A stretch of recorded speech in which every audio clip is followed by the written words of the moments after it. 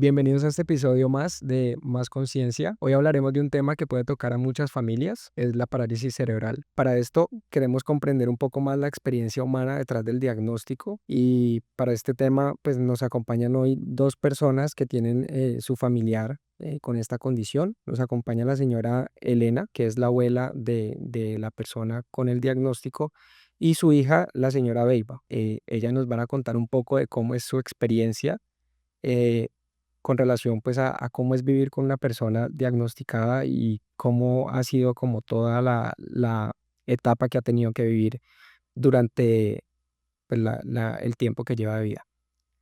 ¿Cómo está, señora Elena? ¿Cómo está, señora Viva? Bien, Muchas gracias por estar aquí, por aceptar esta invitación. Bueno, comencemos. Ahora, antes de empezar la grabación, pues hablábamos un poco de la condición que sufre, pues en este caso Diego. Diego es la persona que en este caso está diagnosticada. eh, pero cuéntanos, primero que todo, quién es Diego, cómo llega Diego a la vida de ustedes y cómo se dan cuenta de este diagnóstico. Diego es mi nieto. Y entonces me dijeron que estaba enfermito, que lo tenía la mamá, lo mandaba a que lo cuidaran con una señora. La señora lo cuidaba muy mal. Entonces una vecina que todo el mundo está mirando cómo cuida a los niños, me llamó y me dijo, doña Elena, ¿por qué no cuida usted su nieto, usted que no trabaja, que mantiene en la casa? Ese nieto lo tratan muy mal. Lo acuestan, esa señora que lo cuida lo acuesta en un cajón donde dormía el perro. Y en vez de tenerle el teterito que tomar, se lo dejaba amontonado allí, el niño bregando a tomarse el tetero y no podía ir, bien pequeñito que era el niño, es pequeñito. Entonces yo dije, no, pues yo me voy a verlo y a traerlo. Entonces la mamá vivía en López. Entonces yo fui allá y le dije a mi esposo, voy a traer el niño. Y él, no, no, no, no, que lo cuide la mamá. Le dije yo, no, pero es que el niño está enfermo, está grave. Y me lo traje para la casa. Y ahí empecé a cuidar al niño y el niño era muy enfermito. Él le había dado una gripa, tenía que estarlo llevando en el médico. Entonces él le daba esa flema que le salía, había que estarlo limpiando cada rato.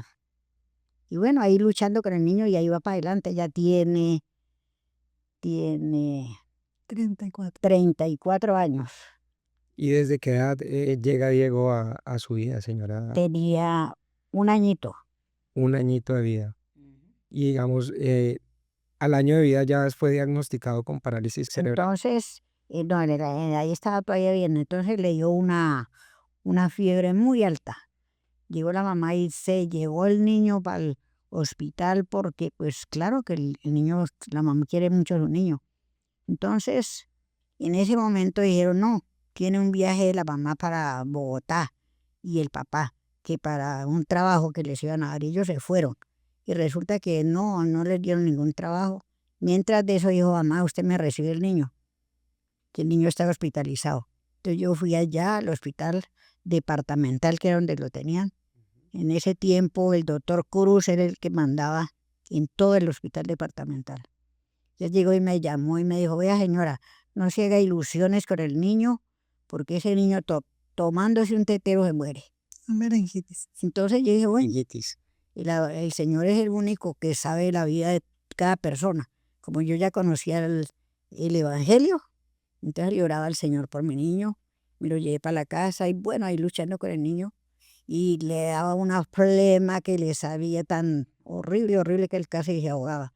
Y bueno, en todo caso, llevándolo cada rato en el médico y el doctor decía, no, este niño se muere. Y no, gracias a Dios, ahí está, tiene 34 años. Gracias a Dios que esa flema, él se alivió. Resulta que ahí me dijeron, yo luché con él, llévelo para donde el médico a toda hora corriendo. Entonces, un señor me llamó, yo estaba esperando la cita para entrar. Me dijo, ¿usted qué hace allí con el niño? Entonces le dije yo, vea, un doctor, un señor en un taxi arrimó. Dijo, no moleste yendo ese niño para el médico, vaya para la casa. Y me dijo, mire mi niño, tiene 9 años, sufrió la misma enfermedad.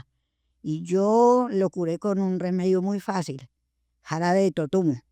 Entonces yo sí, me lo llevé para la casa a mi niño y fui y le compré el jarabe de tutumo. En ese tiempo valía 20.000 pesos el jarabe. Bueno, y empecé a darle, y para la gloria de Dios, el niño fue sintiendo más bueno, más bueno. Y ahí está el niño, ya tiene 34 años. Qué bueno. Digamos que en este caso nos comentaban que el niño sufre de una fiebre muy alta. Ahí es donde llega el niño al hospital y es donde le dan el diagnóstico de la Mire, yo parálisis. de la parálisis, Exacto. ahí es donde se acepta ese diagnóstico, que fue muy duro porque uno siempre espera que la persona se recupere, ¿no? Y que uno nunca se imagina que un niño pues que entró con un diagnóstico de una fiebre vaya a quedar en A salir una de parálisis cerebral. total. Entonces, tanto para mi mamá como para la mamá del niño, costó aceptarlo, y gracias a Dios pues tocó aceptar la situación del niño con lo que nos decía el médico, que era un diagnóstico tan severo porque el niño no puede ni tragar. Él no mastica, él tiene 34 años y él no mastica. Mi mamá le enseñó a tragar. Entonces el médico dijo que obviamente él en cualquier momento se ahogaba, y pues no le llama ahogo, ellos le tienen la palabra técnica, y que se moría tomándose un tetero, porque era demasiada la invalidez de él. Y así mi mamá lo recibió con todo el amor del mundo. Se hizo cargo el 100% de ese niño, de cuando él cumplía los 5 años, el añito, todo era una fiesta, pero pues él era un garabatico, un trapito que nomás lo parábamos y ya. Y no podíamos saber qué emoción tenía. Nosotros celebramos y no sabíamos si él se daba cuenta, porque pues él no mostraba emociones. Él vino a mostrar emociones con el En tiempo. tiempo. Y yo creo que fue más por el amor de mi mamá, que ella empezó a estimularlo tanto con su amor, que el niño empezó como a identificar que era afecto, que era rechazo, y como a conocer de parte de mi mamá todo ese amor que ella le da, que ella lo puso en una condición de que yo siento que para mi mamá el niño es una extensión de ella, porque ella no ha permitido ni que yo le ponga en un cuarto. Yo traté de ponerlo en un cuarto para que él no sea tan dependiente de ella, porque él es muy dependiente de ella, para que se acostumbre más a que otra persona lo atienda, porque él a veces rechaza a personas que lo atienden. Diferentes a doña Elena. Diferentes a él, hay personas que no quiere que le cambien el pañal. Uno ahorita conoce que él tiene emociones cuando le da pena, siente vergüenza. Ya. Y sabemos que todo eso, gracias a Dios, lo desarrolló él por mi mamá, porque él con mi mamá ha sentido las caricias, siempre ha sido su niño lindo, siempre le ha hablado, por más de que decía que él no iba a escuchar, que él tenía una parálisis, que no iba a ser un ser humano con emociones, y este es el momento que él no habla. Pero nosotros que estamos con él, sí le entendemos, y Doctor Cruz sabemos me dijo, qué dice. tomando un tetero se muere. Y cuando fuimos a visitar al doctor, se había muerto el doctor. Imagínese, se murió primero. Porque es que la vida la da Dios. Y sabemos que Diego ocupa un espacio en la casa donde habita mi mamá. Todos lo hemos sabido, que mi mamá nunca ha estado sola, siempre ha estado con Diego. Y es un espacio donde muchas veces rechazamos, que hay que reconocerlo, porque uno dice, mi mamá, pero mi mamá, ¿por qué está con ese niño? No le toca a ese niño. Pero doña Elena, le quiero preguntar algo. Cuéntenos, o cuénteme más bien, ¿cómo fue? ¿Usted recuerda ese momento en el que el médico le dijo el diagnóstico del niño y que le dijo exactamente que el niño no iba a durar mucho tiempo con vida?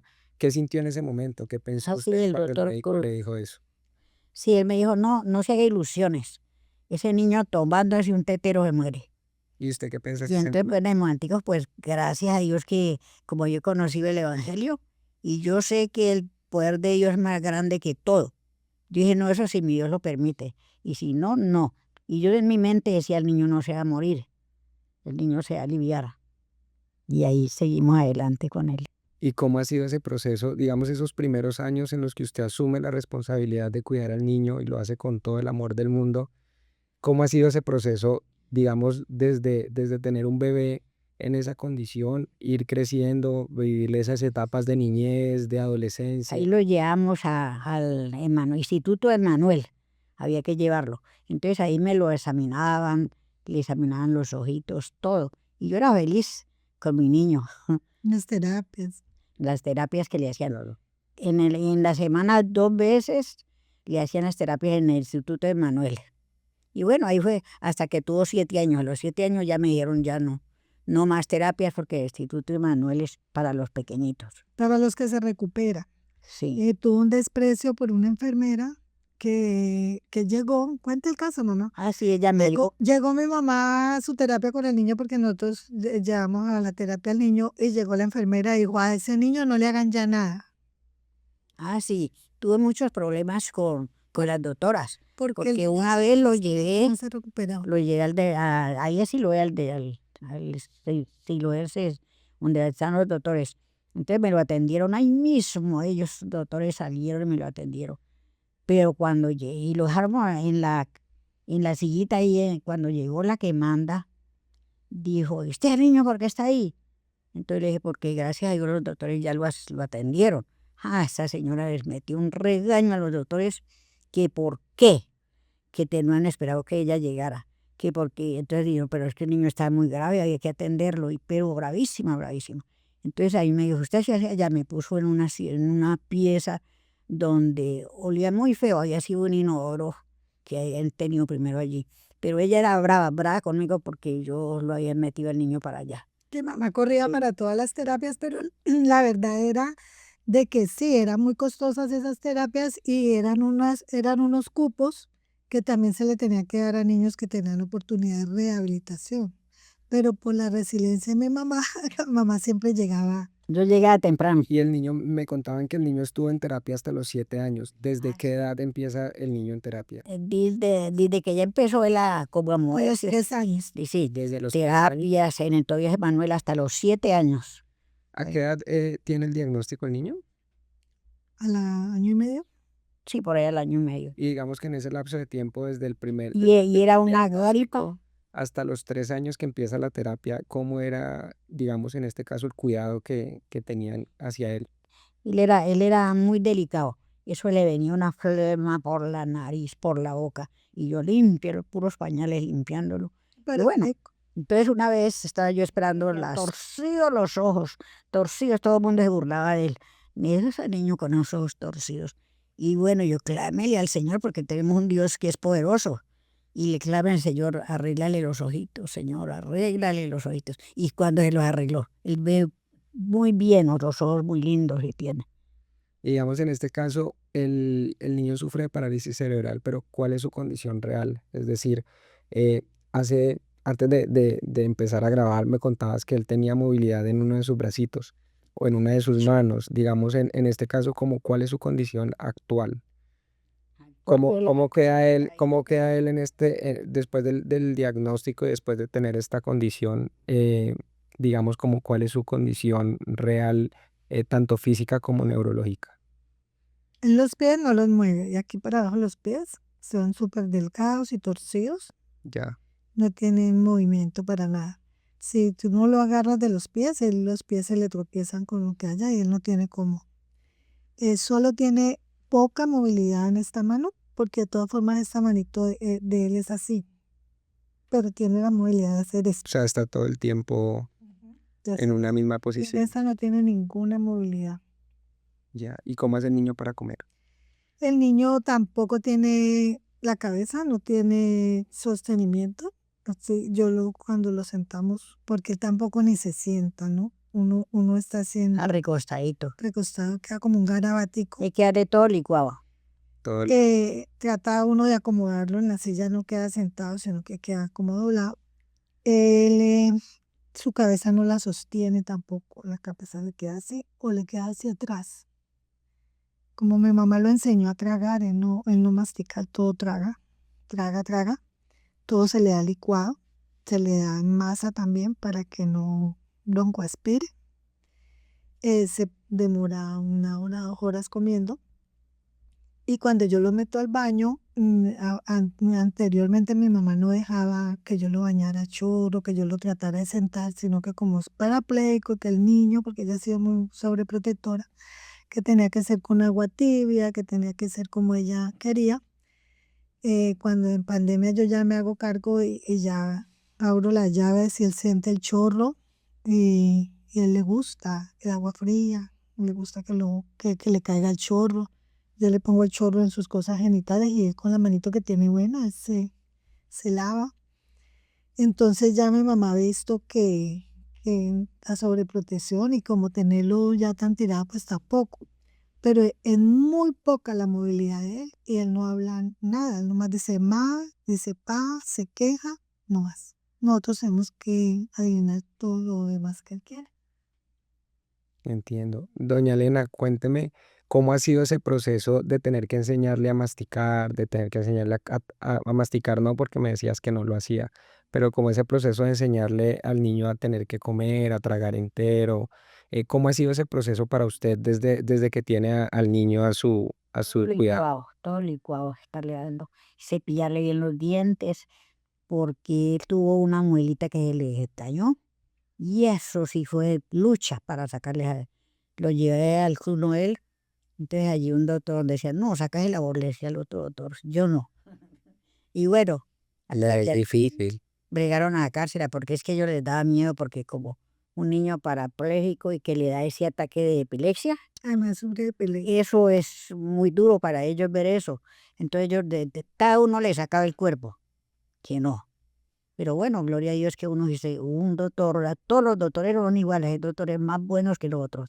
Y me le sacó la muelita y todo. Así es. Y cuéntenme sobre ese tema de la epilepsia, ¿desde cuándo empieza a tener el episodio de epilepsia? ¿Con qué frecuencia presenta estos episodios? Hay que estar dando unas cápsulas que le mandó el doctor.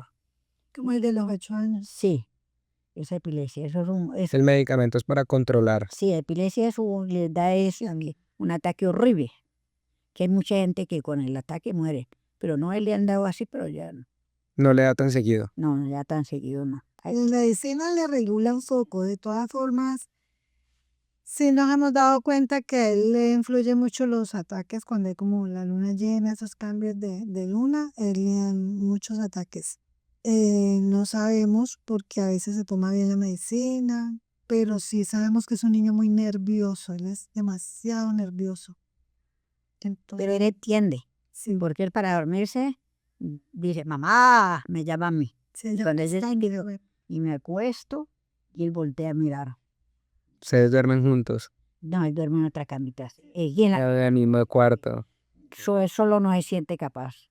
O sea, toda la vida ha dormido Toda la la vida, señora Elena con él. sí, en la misma alcoba. Qué bueno. Señora Beiba, cuénteme usted, para usted, ¿qué ha significado, digamos, el tener que acompañar a su mamá en este proceso de cuidar a Diego, de estar con ella, acompañarla, como todo este proceso en el que ha tenido que vivir ya durante 34 años eh, con su señora madre? Pues para mí no ha sido fácil, es más, me considero muy cristocéntrica, soy una persona que me considero hija de Dios y yo creo que eso es lo que me ha ayudado porque yo lo primero que sé es, a mí eso no me va a tocar, yo no tengo por qué, no me imagino. Y pues veía que el tiempo iba pasando, ya mi mamá 80 años y nadie más le medía y yo pues no, yo tampoco. Porque los seres humanos, yo pienso que siempre que haya una oportunidad de salirnos del cuento difícil, pues buscamos la forma Buscamos el confort. buscamos la forma de salirnos, pero gracias a Dios en la pandemia me sirvió mucho para reflexionar, porque al estar encerrada con mi madre y ver la situación que ella estaba viviendo ya en su ancianidad, yo dije, no, aquí hay que hacer algo, porque Diego no se muere, Diego sigue vivo y es porque Dios lo permite y yo soy una hija de Dios. Yo no puedo estar esperando que Diego se muera, que mi mamá tenga una mejor calidad de vida. Hay que ser honestos, a veces uno ve a una persona en una condición de enfermedad y uno dice, ay, ¿cuándo acordará Dios de esta persona? ¿Qué estará pagando esta persona? Una vecina que tenemos pasó por la casa y se enojó con mi mamá y lo primero que le dijo, ¿qué le dijo mamá? La vecina que le dijo, ¿qué estás pagando ahí con eso? Ah, sí. Me dijo, tenés una maldición, Exactamente, porque resulta que yo tenía porque los seres nieto, humanos somos así. mi sobrina y mi hermano mayor. Y Pero ustedes que todos los toca la muerte, mi hermano yo mayor, ese pero yo rechazo, hoy. eso mamá, y sentir uno el rechazo de mi madre, de ver de la comunidad y de ver de la misma familia que dice, no, es que con ese niño que le tiene que hacer de todo, yo a doña Elena no le recibo ni un huevo cocinado, porque sienten asco, porque hay que ser humanos. Y lo pude vivir hace 8 días que me fui para los termales de agua tibias, que esperé que mi bebé comiera, hiciera su popó, lo limpié bien, lo bañé, lo metí en todas partes, súper limpio, lo metí a los termales. La mitad de la piscina se salió, la otra mitad se quedó. Ok. Pero yo ya estoy acostumbrada a aceptar eso porque somos seres humanos y yo misma lo viví, yo misma lo reconozco que yo misma lo sentí.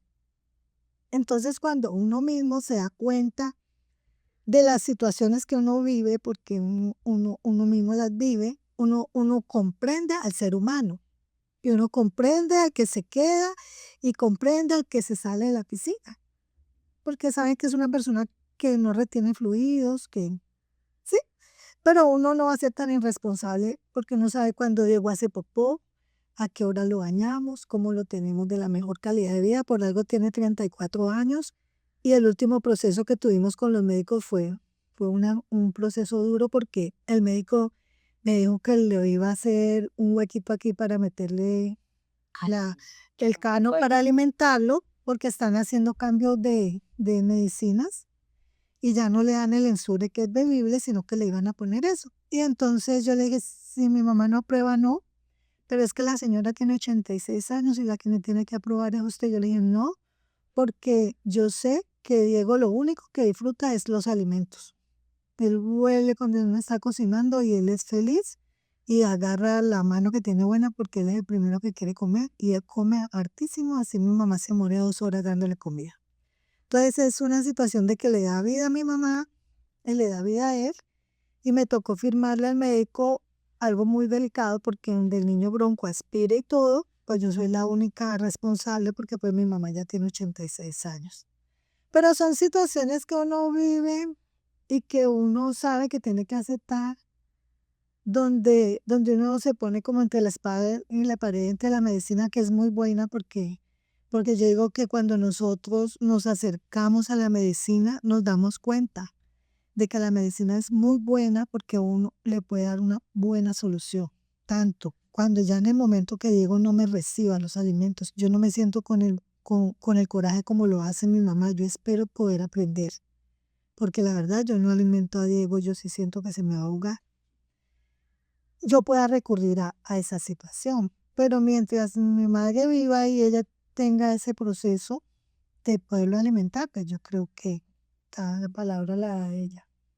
Digamos que en este caso la alimentación es licuada, pero él come de todo, De todo. todo. o sea, todo, cualquier comida, no tiene alguna dieta especial que tenga que seguir ni nada. Se le quita el hueso y se licúa la papilla, se le hace todo licuado, todo. Ya.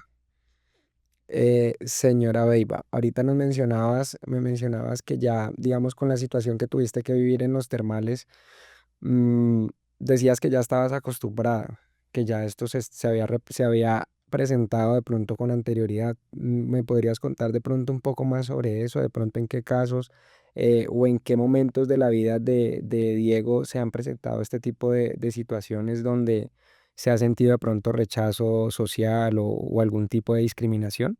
Muchos, muchos porque yo sí soy de las personas que salgo mucho y que yo digo y le digo a mi mamá que la calidad de vida de nosotros, por eso yo me retenía mucho de coger responsabilidad con Diego, porque yo sí soy de las personas que digo que no hay que quedarse en casa, que hay que salir. Y gracias a Dios lo del Uber, que uno pide el carro grande, el carro que sea, ahorita no era como antes que yo salía con mi silla, ningún taxi me paraba. Claro. Entonces yo me lo llevo a comer un chulado, vamos a la noche a comer un chulado y Diego es una persona que todo lo chorrea, porque todo lo bota, pero él come todo. Entonces, y yo tengo a mi madre que ella es dándole en todos los momentos. Entonces, obviamente, uno ve y yo trato de buscar una mesa donde no incomode, porque no es por la soberbia de que yo lo meto aquí, pero lo que pasa es que Diego tiene una silla que ocupa una silla que cargamos que es grandísima. Entonces, a veces yo he notado que los mismos negocios, pues que no tienen tampoco rampla, ni tienen formas como yo llegar con él a una mesa. Y hay muchos que también tienen el rechazo de que nosotros lleguemos, porque se dan cuenta pues de que los clientes, hay algunos clientes que no quieren ver que se les siente una persona pues que bote la comida, que mi mamá esté limpiándolo, porque él se come un cholado, él se come lo que mi mamá le da, él se lo come. Y obviamente uno sale con él es para disfrutar. Me ha gustado muchísimo un almacén que llegó cerca de la casa porque tiene unos espacios súper especiales, tiene unos ascensores súper grandes, tiene unos espacios para disfrutar. Y allí, como hay esos espacios, a ese he podido sentir con mi mamá, que mi mamá también va mucho, y he podido sentir que es un buen vecino para nosotros y que nos queda muy cerca y he sentido que nos ha mejorado muchísimo la calidad de vida. Entonces son cosas que llegan que son como regalos y que uno puede disfrutar. Digamos que aparte de salir con él a comer o a este tipo de espacios, ¿qué otras actividades, pues, como logran hacer con él, digamos, aquí en la ciudad? ¿Qué otro tipo de actividades, Ya hacen con él? como hay un sendero grande, entonces ahí lo llamo en la silla. Vivimos en la comuna 20, en el embalse seco del río Cañaveralejo. Entonces ahí hay un sendero de 2,5 kilómetros que uno lo puede andar a pie, en bicicleta. La silla de ruedas lo sacamos mucho con mi mamá y cuando ella tenía su hermanito de 90 años también. Y por eso sabemos que Diego ha desarrollado, pienso yo, porque el diagnóstico de él es parálisis cerebral. Él escucha los pajaritos, los puede ver porque es un sendero que se ven muchas aves. Y está el río Cañaveralejo, que es uno de los 7 ríos más importantes de Cali. Entonces es un espacio muy bonito también que sentimos como regalo que se puede disfrutar. Y mi mamá le encanta, salimos mucho allí. Ahí nos conocen los vecinos, hay unos que de pronto no, como todos los seres humanos, hay otros que nos colaboran con Diego, porque Diego es pesado, pesa 37 kilos, siempre es pesadito para uno moverlo a veces de un espacio a otro. Claro, digamos que para ustedes también, pues, ya son 2 personas mayores y el tema, pues, se vuelve un poco más complejo, Más complejo. obviamente. Y hay personas herniadas en la familia, la mamá tiene hernias, hay personas que no pueden manipular a Diego, Diego es pesadísimo. Y además la condición que es largo también. Digamos que adicional a todas ya estas, digamos, estas limitantes o estas condicionales que nos han mencionado hoy, ¿qué otro tipo digamos, como de retos se presenta como en la cotidianidad con Diego? Bueno, muchos. Yo estaba hablando con mi mamá precisamente, porque en este momentico él le hace terapia en casa para que pueda almacenar, como hacerse limpieza, para que pueda hacer deglución, ¿no? Ya. Entonces, cuando él dejan de hacer esos masajes, se le endurece todo esto y es mucho más difícil para que él trague. Son unos masajes que le hacen en la casa. Lo otro es que se le está cerrando, como él no tiene ninguna movilidad, entonces él se le cierran las piernas, entonces para uno hacerle la limpieza es muy difícil porque Ya se es vuelve muy duro, muy rígido. cerrado.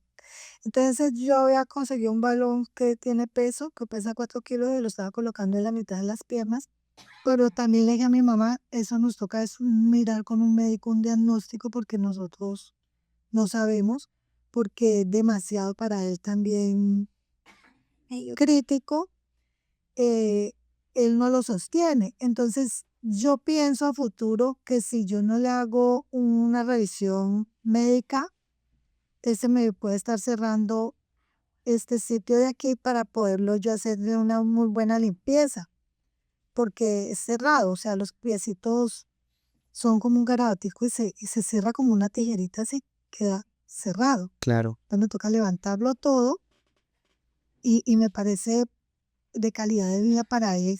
Si él sigue su proceso como adulto, va cogiendo más peso, va a ser mucho más difícil. En este caso, ahorita mencionabas el tema de los chequeos médicos.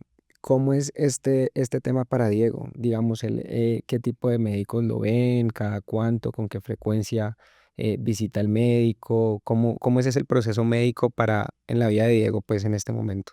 Y tiene el nutricionista que va cada 6 meses. Ya. Ese nutricionista, pues, en la condición de él, sabe que un 37 kilos para una persona que tiene 34 años es un bajo peso, ¿no? Pero pues con la situación que estamos viviendo ahora de salud, pues él le negaron el Ensure. Entonces, porque el Ensure le ayudaba mucho a él para recuperar de peso. Y como no le dejamos poner la cánula, entonces nos toca a nosotros buscar cómo lo alimentamos para que suba un poquito más de peso, porque ese es delicado. Lo visita el médico general también, que es el que le hace el chequeo para las alergias, pero gracias a Dios él hace mucho tiempo, él no le dio ni el COVID, ¿no, mam? A todos, todos nos dio, ¿no? A él Menos a ella. más bien ahora Qué es muy bueno. sano, sí, muy sano, y lo único que le da es a veces los ataques epilépticos, pero el resto en su otra situación, los médicos lo encuentran bien, lo encuentran normal. Siempre los exámenes de control están Exactamente. bien. Y lo que uno se pregunta, eso es lo que uno se pregunta, que es lo que ahorita yo le puedo hablar con toda la honestidad, porque fue mucho lo que me cuestioné y lo que le pedí al Señor, que, que Diego es mucho más sano que nosotros en ese sentido, porque a mí me toma la presión y la tengo alta, la de él está bien, el pulso está bien, o sea que dentro de su parálisis que tiene su condición que tiene, es una persona establemente con su salud. Ya. Y ahí es donde yo le digo a mi mamá que es muy importante hacerle más exámenes y diagnósticos para mejorarle su calidad de vida, en cuestión de que uno no sabe que tengan que operar para abrir sus partes de sus piernitas o algún aparato ortopédico, porque nosotros tenemos que pensar es a futuro mejorarle la calidad de vida de él como paciente. Claro, en este caso él no ha tenido valoración o no tiene terapias por fisioterapia.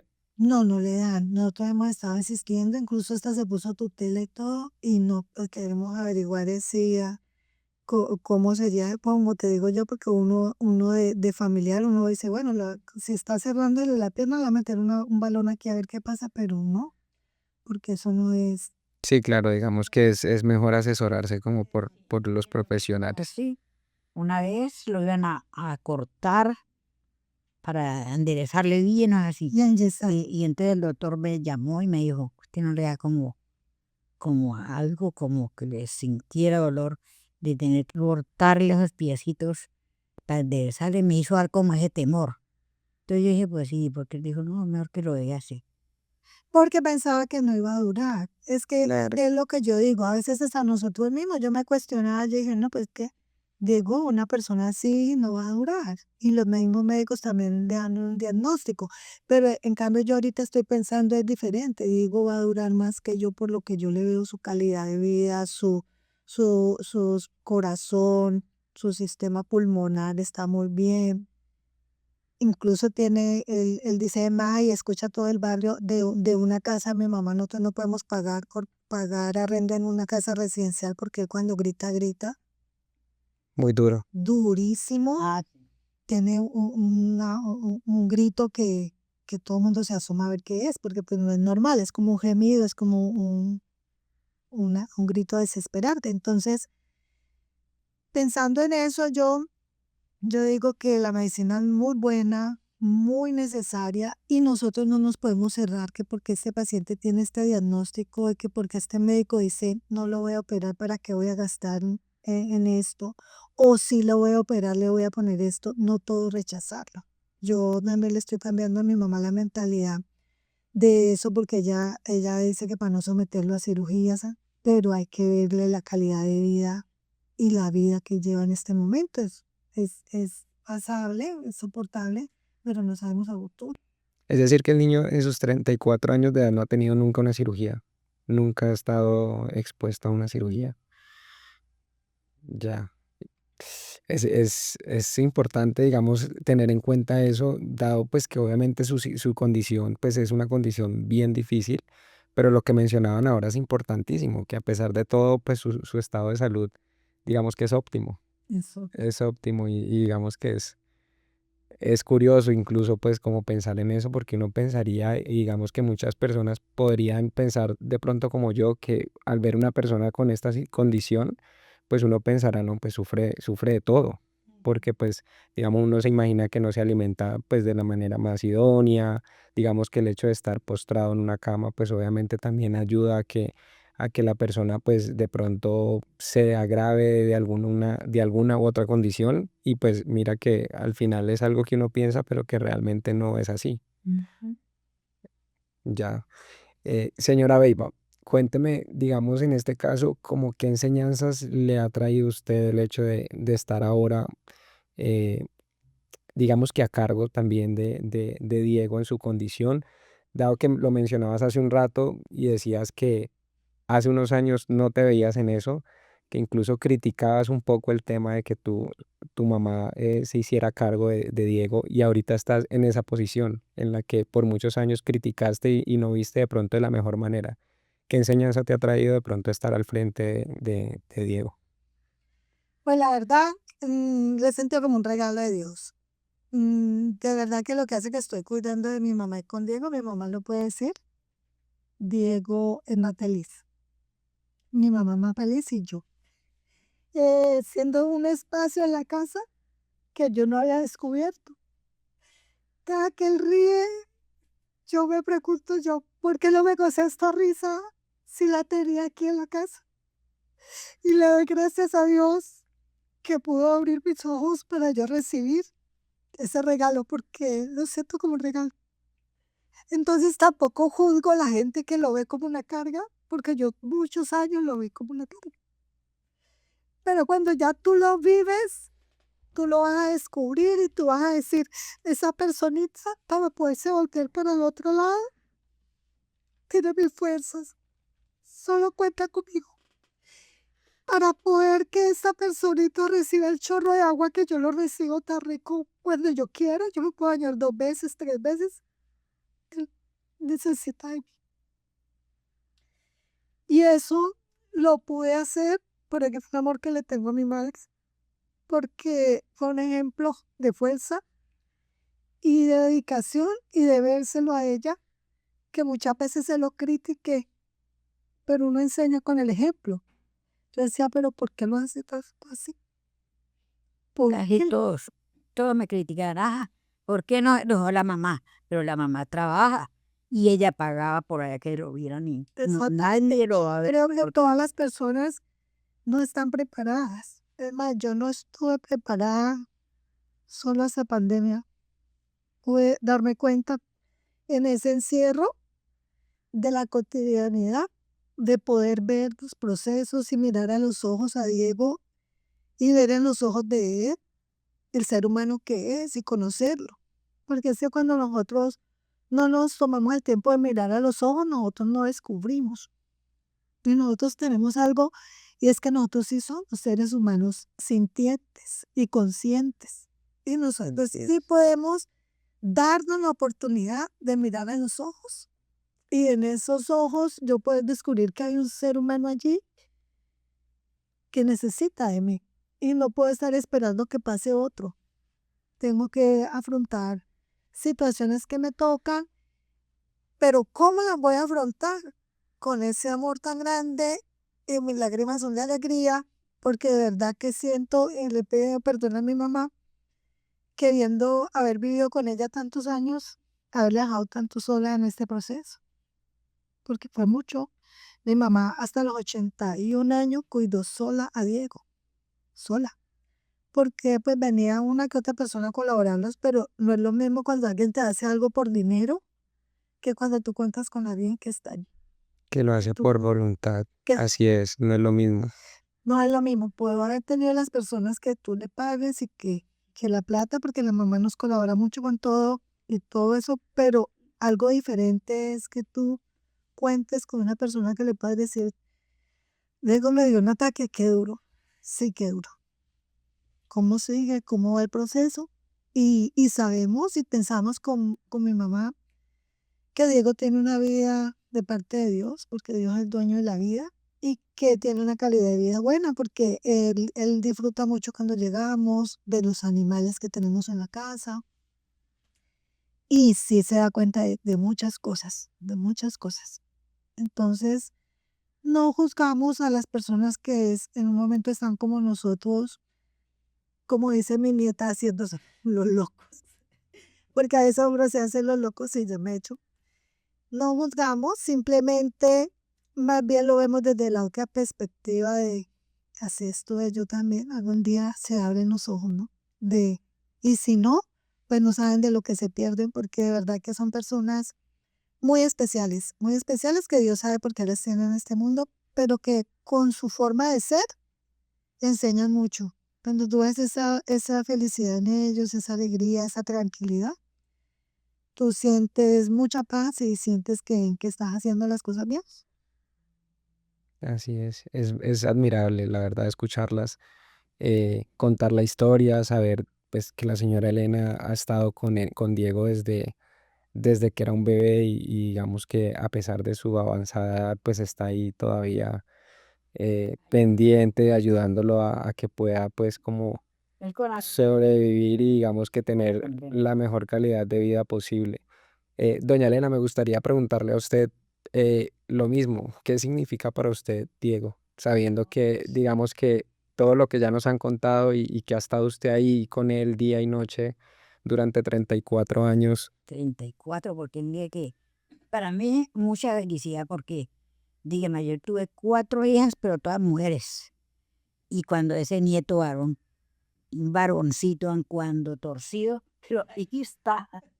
Pudo tener la experiencia de estar con un hombre. Sí, ahí está. El niño que no le dio Dios se lo dio con el nieto. Ajá. Me lo dio para el nieto y ahí está. Estamos contentos con él. Qué bueno. La verdad que vuelvo y les digo, es admirable escuchar la historia y saber cómo hay personas que de verdad pues tienen que afrontar esta situación. Digamos, esta situación son situaciones que uno no elige, que llegan porque tienen que llegar.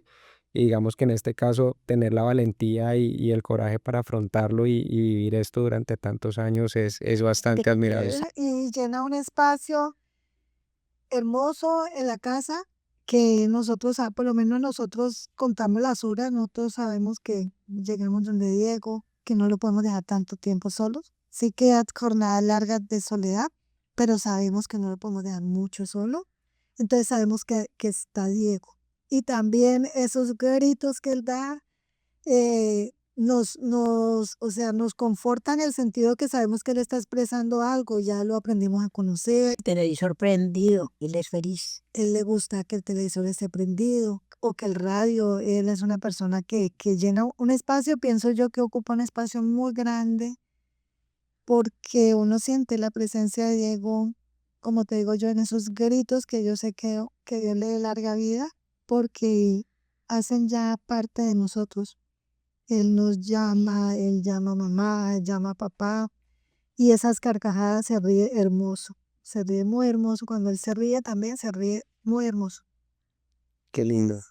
Empezar a dar de ese testimonio de las personas que tengan esos problemas en familia, que a veces se lo dejan a la persona del problema, a la mamá, o a veces a la persona que lo está cuidando la dejan sola, que no lo hagan, porque de verdad que si tenemos un diagnóstico como esos, ese diagnóstico va para toda la familia, es algo que une toda la familia y que si lo disfrutamos, si nosotros lo recibimos con amor, lo vamos a disfrutar y lo vamos a conocer.